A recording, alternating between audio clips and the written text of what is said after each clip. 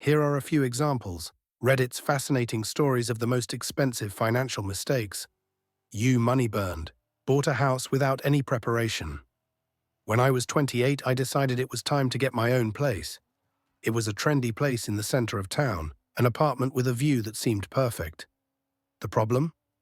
I had no idea what I was getting myself into. The whole deal happened in a flash. I borrowed money from my parents for a down payment and took out a mortgage before I even understood the terms.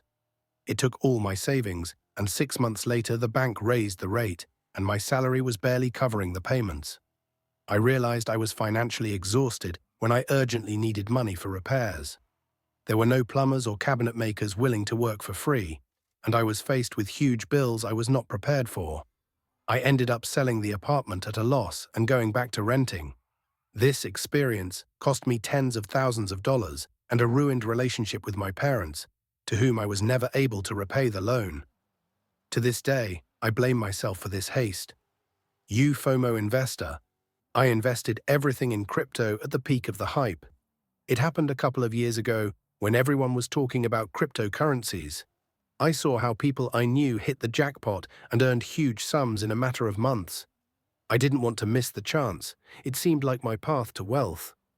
I read a couple of articles, found a couple of famous bloggers, and decided to invest all my savings. It was the peak of the market. Prices were going through the roof. At that moment, I felt like a genius.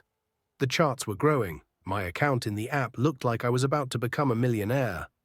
But when the market collapsed, I realized that I understand absolutely nothing about investing. I was paralyzed by fear and continued to hold my positions in the hope of a rebound.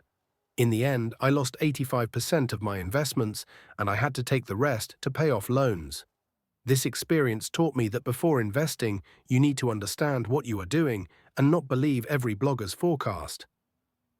You debt diver. My mistake: being careless with credit cards.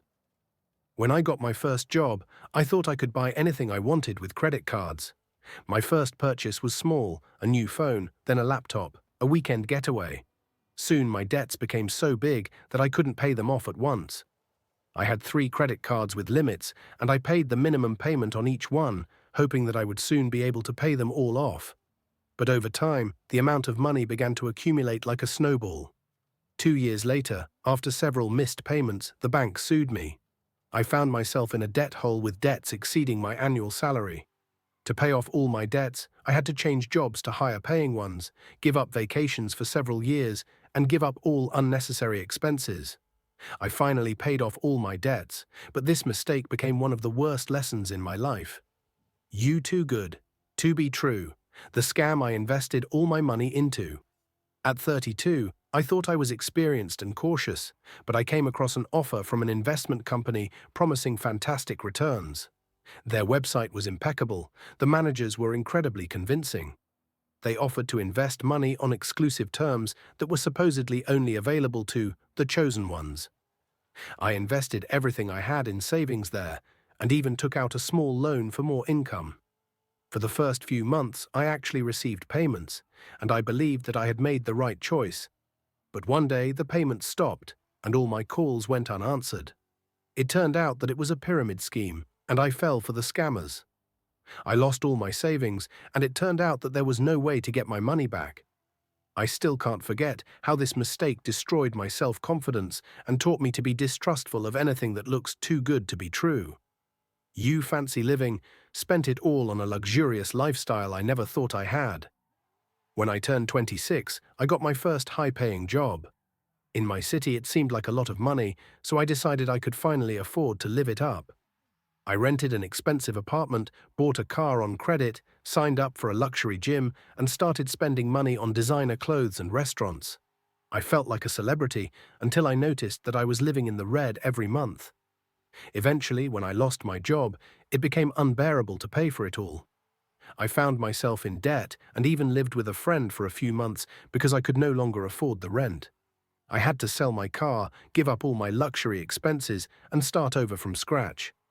This experience taught me that money for luxuries is something that comes with time. Not right away with that first big paycheck. Over time obsessed. I worked too hard for money and lost everything, my health and my family. I have always been a workaholic, and from an early age I wanted to earn more than my peers. As soon as I got a stable job, I realized that if I took on extra shifts and worked overtime, I would be able to save up for a house, a car, a vacation, and much more. It all seemed so logical. The more hours I worked, the faster I would achieve my goals. My wife and children complained that I had become a guest in my own home, that I was absent from family dinners, holidays, and even children's birthday parties. But I was sure that I was doing everything for them, and not for myself. Years passed, and eventually I earned enough to buy the house of my dreams. However, by this time my wife filed for divorce, and the children had become so distant that we barely communicated. And by the age of 45, I had serious health problems caused by stress and constant lack of sleep. I had to spend hundreds of thousands on doctors and treatment. Now I understand that no amount of money can replace closeness with family and health. Work did not return what I lost, it simply burned my soul. You saw luxury on loan, chased status and drowned in debt. I have always envied those who could afford the good life, luxury cars, expensive watches, exotic vacations. At 30, I got a good job, but my real income was not enough for such a lifestyle. I thought it was temporary, that with career growth my income would increase and I would be able to pay off my debts. I began to live for show. I bought a car that I could barely afford, took out a loan for an expensive watch, booked a vacation abroad. I became the king of social networks, but it was only an illusion, because behind each post there was another loan. Gradually, I accumulated debts of almost $100,000, and when the bank refused me another loan, I realized that I was in a catastrophic situation. I had to sell my things and return the car.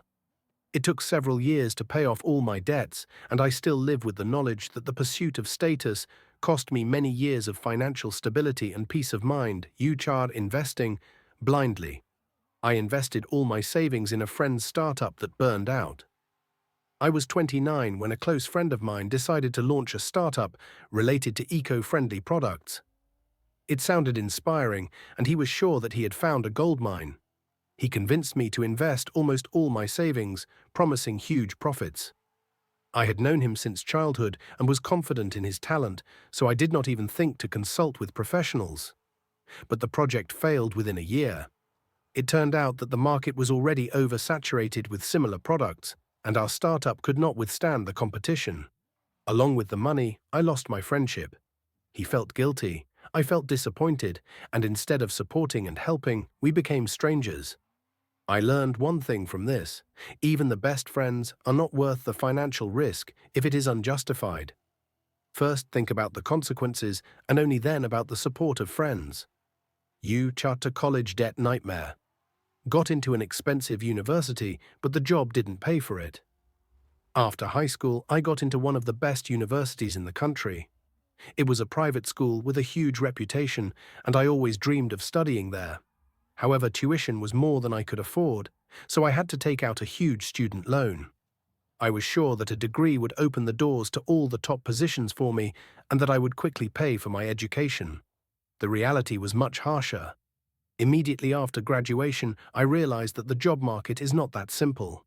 Salaries did not even allow me to cover the interest on the loan, let alone pay off the principal. As a result, I spent many years working for a medium-sized company and earning just enough to make ends meet. The student loan hung like a weight on my leg and limited all my life options, from traveling to starting a family. It was the most expensive lesson in life. When applying to university, always think about the cost versus the prospects. You, risky trader, hit the jackpot and then lost it all on the stock exchange. When I started trading on the stock exchange, I immediately managed to make several successful deals, and in a couple of months I earned more than in a year at a regular job. It seemed to me that I was a genius, that I had opened the way to millions. I quit my job and invested all my money in even more risky assets, thinking that I was at the top, and all this on the advice of random experts from the internet. But the market does not forgive arrogance, and soon all my assets began to fall. When another crisis happened, I literally lost all my funds. I had no job, no money, no self-confidence left. I had to start all over again, but now with the understanding that easy money is always a trap. True stability comes not from luck, but from long-term, reasonable investments.